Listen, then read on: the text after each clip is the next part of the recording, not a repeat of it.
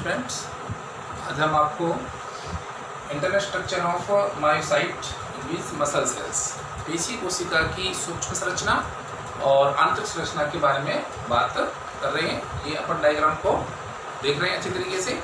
अब इस डायग्राम को जो नेम लिखे हैं उनको अच्छी तरह समझ कर हमें जानेंगे कि वास्तव में एक पेशी कोशिका में कौन कौन सी संरचनाएँ पाई जाती हैं।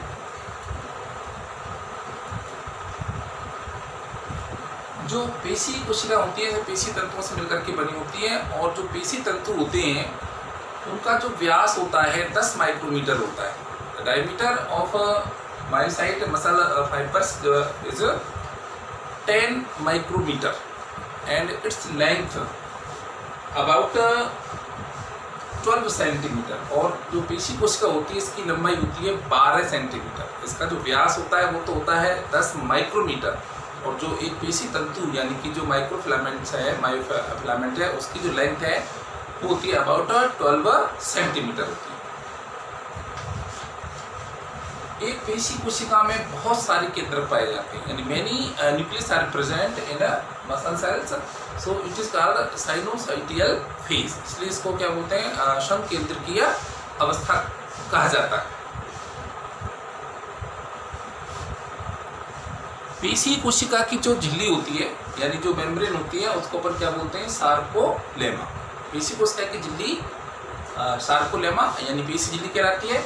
यह अंदर की ओर मुड़ करके क्या बनाती है, ट्रांसवर्स ट्यूब्यूल्स टी ट्यूब्यूल्स बनाती है।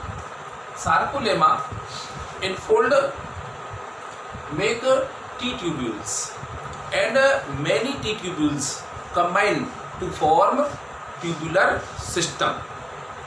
यानी पेशी कोशिका की जो झिल्ली है वो अंदर की ओर मुड़ करके टी नलिकाएं बनाती है और बहुत सारी टी नलिकाएं आपस में मिलकर के टी नलिका तंत्र बनाती है और ये टी नलिका तंत्र पेशी कोशिकाओं की ही विशेषता होती है। It is the characteristic of muscle fibres.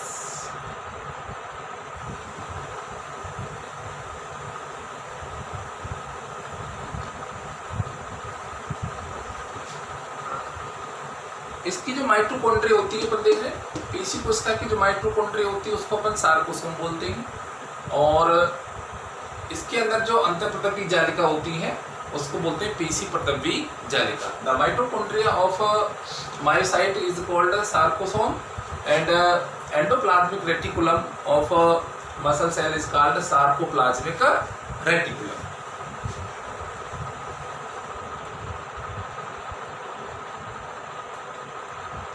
Now it's internal structure.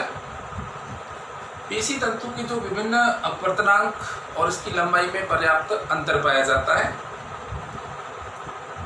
In muscles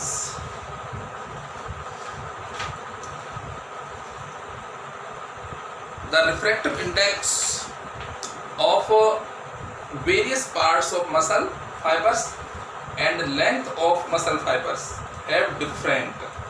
यानी जो पेशी जो कोशिका है इसके अपवर्तनांक में और लंबाई में पर्याप्त अंतर पाया जाता है और ये एकांतर क्रम में व्यवस्थित होकर के वन बाई वन व्यवस्थित होकर के दो प्रकार के भाग बनाते हैं, A band and I band. The refractive index of various parts of muscle fibres and the length of muscle fiber have different in which dark and light two parts are arranged in alternative order. Dark band and light band are arranged in alternating order. Dark part called A band. अब हम देख रहे हैं इसमें बीचों बीच में ये झांसी आता क्या है, डार्क पार्ट है। मसल फाइबर का जो डार्क पार्ट है उसको तो अपन बोलते हैं ए बैंड और जो लाइट पार्ट है इसको अपन क्या बोलते हैं, आई बैंड। अब इस ए बैंड में एक एच जोन होता है।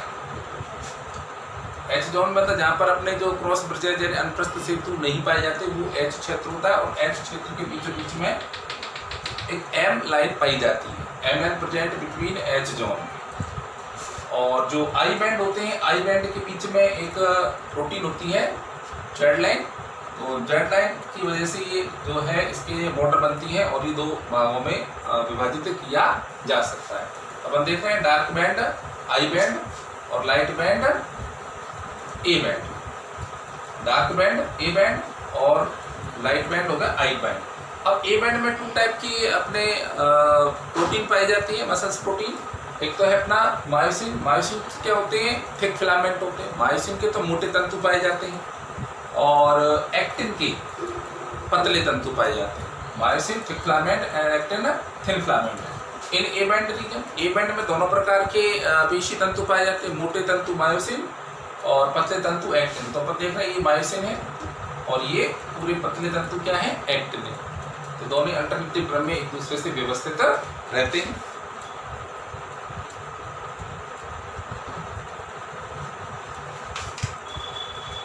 प्रत्येक पेशी तंतु अनेक पतले धागों से मिलकर के बना होता है। Each muscle cells contains many myofibrils.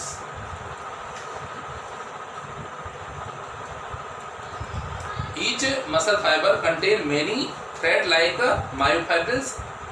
Each myofibrils diameter in about 1 micrometer. एक जो पेशी तंतु की जो व्यास होता है वो 1 माइक्रोमीटर होता है। प्रत्येक पेशी तंतु जो होता है एक अनेकों छोटे छोटे पेशी तंतुओं से, धागे के समान पेशी तंतुओं से मिलकर के बना होता है। और अगर अपन पेशी तंतु की बात करें तो एक पेशी तंतु फिर से अनेकों छोटे छोटे सूक्ष्म पेशी तंतुओं से मिलकर के बना होता है। एक पेशी अनेक पेशी तंतुओं से मिलकर के बनी होती है और एक पेशी तंतु अनेकों सूक्ष्म पेशी तंतुओं से मिलकर के बना होता है। Muscle cells contain myofibrils and each myofibrils also contain many myofibrils. Its diameter is 1 micrometer.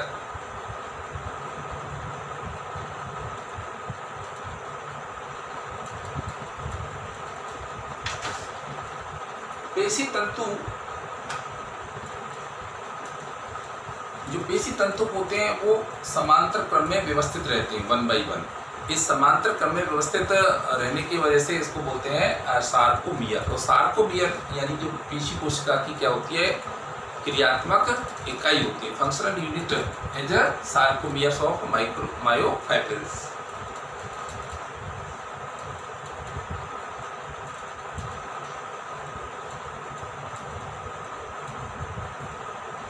अगर हम बात मायोसिन तंतु की करें तो ये मायोसिन तंतु हैं। बीच वाले क्या है? मोटे तंतु जो क्या होते हैं? मायोसिन। थिक फिलामेंट क्या होते हैं? मायोसिन। तो इन पर क्या पाए जाते हैं?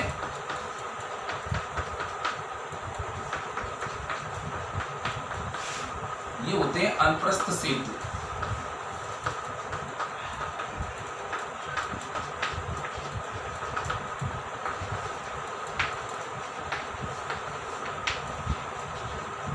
Cross bridge. मायोसिन फिलामेंट के पार्श्व में चारों तरफ क्या पाए जाते हैं? क्रॉस ब्रिज यानी अनप्रस्थ सेतु पाए जाते हैं। ये अनप्रस्थ सेतु जो होते हैं एक्टिन, पतले तंतु होते हैं। एक्टिन में सक्रिय स्थल पाए जाते हैं। उन सक्रिय स्थलों से अटैचमेंट करने का कार्य करते हैं। The cross bridge attach with the active site of actin filament. But in resting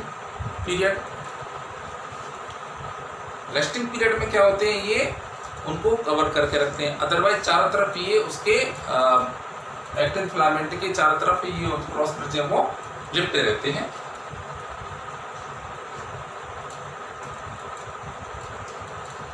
ये जो क्रॉस ब्रिज है मायोसिन के जो हेड है, एक प्रकार से मानेंगे ये मैग्नीशियम प्लस आयन के बेस पर एक एंजाइम की तरह एक्ट करते हैं। अनप्रस्थ जो सेतु होते हैं मैग्नीशियम प्लस 2 आयन की तरह एक एंजाइम की तरह कार्य करते हैं और इस पर एक्टिन तंतुओं के जुड़ने के लिए स्थल भी पाई जाती है।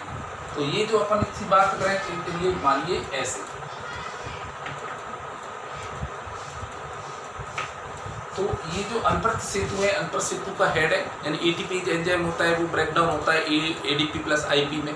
तो जो एनर्जी रिलीज होती है उस एनर्जी से ये इसका जो हेड है यानी ये साइट है एक्टिन के एक्टिव साइट से जुड़ने के लिए, यानी एक्टिन प्रोटीन है। एक्टिन प्रोटीन की एक्टिव साइट हो गई और ये मायोसिन पर क्या है? अनप्रस्थ सेतु है, क्रॉस ब्रिज है। तो इनका जो हेड होता है वो इससे अटैच्ड होता है और बाद में इसको ये टुवार्ड सेंट्रल साइड इसको क्या करता है, ड्रॉ करता है, खींचता है। तो पेशी संकुचन की क्रियाविधि में वो पता चलेगा कि इस क्रॉस ब्रिज और हेड का क्या वहाँ पर रोल होता है। तो मायोसिन के पास में ये क्रॉस ब्रिज लगे होते हैं, पर हेड होता है, हेड पर एटीपी एंजाइम होता है। तो एटीपी जब इसका ब्रेकडाउन होता है एडीपी प्लस आईपी में, तो एनर्जी की वजह से अटैच होता है। और जैसे ये फोल्डेड फिंगर की तरफ मुड़ता है तो अगेन ये इससे यहाँ से रिमूव हो जाता, हट जाता है। हटते ही एडीपी प्लस आईपी फिर से क्या बना देते हैं, एटीपी बना देते हैं। और फिर वो नेक्स्ट एक्टिन के एक्टिव साइड से अटैच होगा और फिर सेंटर की ओर ड्रॉ करता रहेगा। तो ये प्रोसेस कंटिन्यू चलता रहता है। अब जो एक्टिन फिलामेंट की बात करें, एक्टिन फिलामेंट खुद कई फिलामेंटों से मिलकर के बना होता है, जिसमें है अपना एक्टिन, ट्रोपोमाइसिन एंड ट्रोपोनिन। इसकी यदि बात करें अपन, एक्टिन,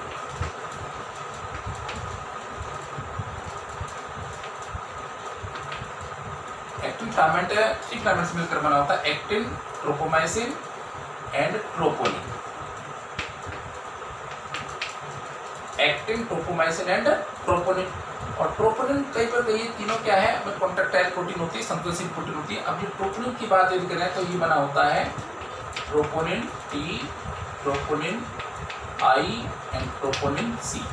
जो ट्रोपोनिन है ये अगेन 3 प्रकार की प्रोटीनों से मिलकर बनाता है, TIC, troponin T, troponin I and troponin C. अब ये ट्रोपोनिन TIC किसके साथ बंधुता दर्शाते हैं, इसमें जो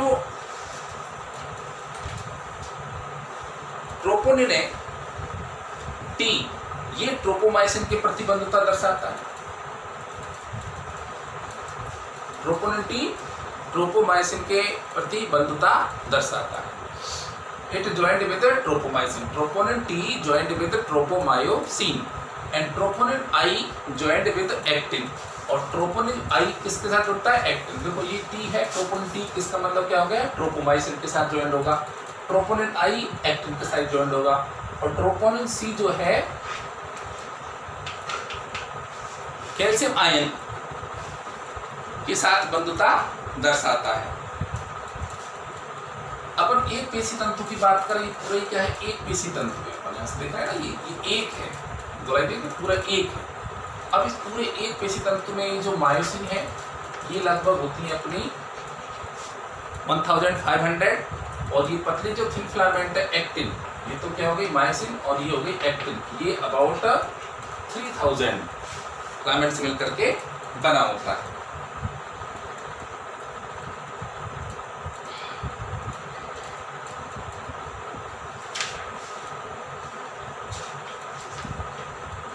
नेक्स्ट है इसमें